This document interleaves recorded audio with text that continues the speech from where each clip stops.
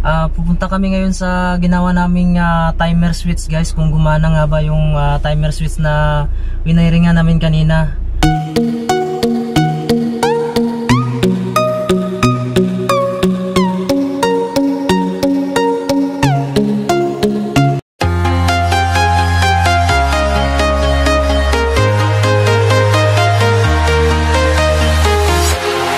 Walking alone, the streets are empty.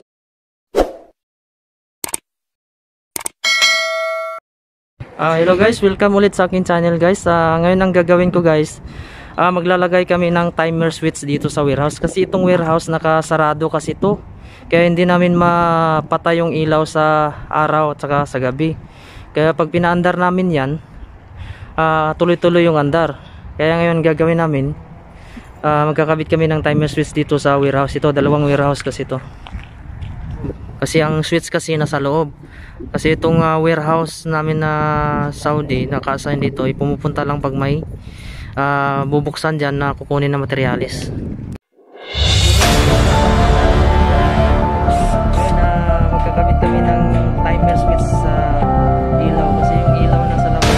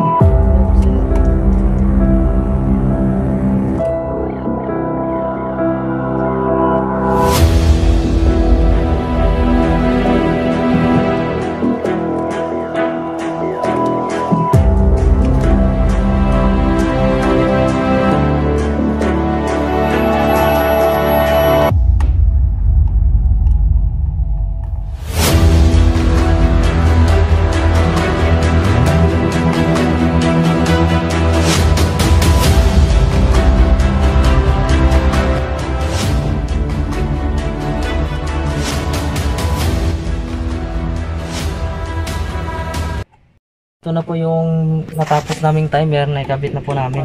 So explain ko lang yung connection nito. Ito yung breaker ng ilaw.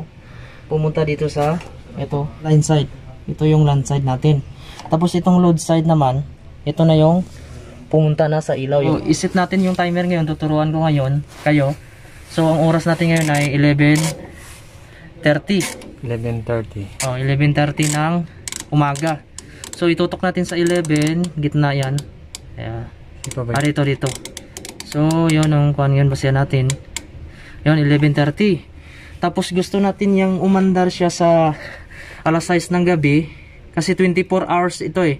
So dito natin sa alas 6 ng gabi sa 18. Itutok natin yan sa 18. Itong pula yung mag-uo ng ilaw dyan. So ito 18. Ayun. So gusto nating patayin ito kasi yung puti yung magpapatay dyan. Sa umaga na naman alas 6. So ilagay natin dito sa 6. So 6 AM. So yung kumpleto na yung kanya guys, yung paglagay ng mark nya. Ito yung pag-on ng ilaw sa gabi, tapos ito yung pagpatay. So yun yung pag-wiring ng timer guys. Kung hindi nyo pa napanood yung na ginawa ko na para sa timer, meron akong video doon, yung timer switch paano mag-wiring. Okay, okay na.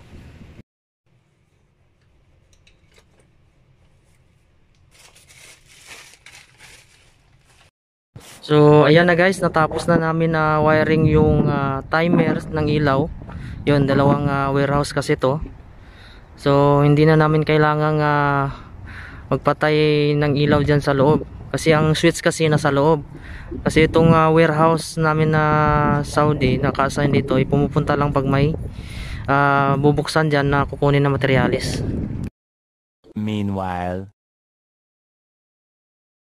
Guys, pupunta kami ngayon sa ginawa naming timer switch guys, kung gumana nga ba yung timer switch na winiringan namin kanina. At saka mag-check na rin kami ng area namin dito sa labas, yung mga ilaw kung gumana, kasi gabi na ngayon.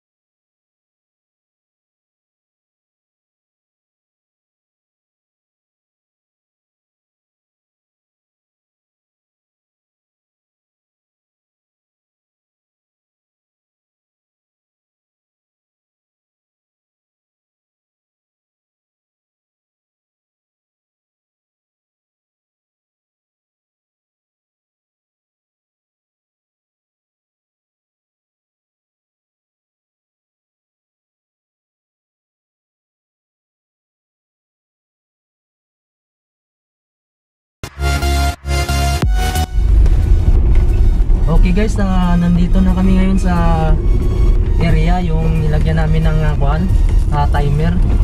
So makikita natin yung ilaw mandar, kasi naka-timer, nakasit na sana ng timer. So yun yung isa, tapos yung isa doon, kaharap dun sa kabila. Ayan. Okay, gumana yung ginawa natin guys. Ngayon, babalik na kami sa area namin. Kasi umilaw na yung kasama ko tong dito, katrabaho ko din, electrician din to. Kasi dalawa kami electrician dito. Hello guys. Palitan lang kami ng pagdadrive, minsan siya, tapos ako na naman.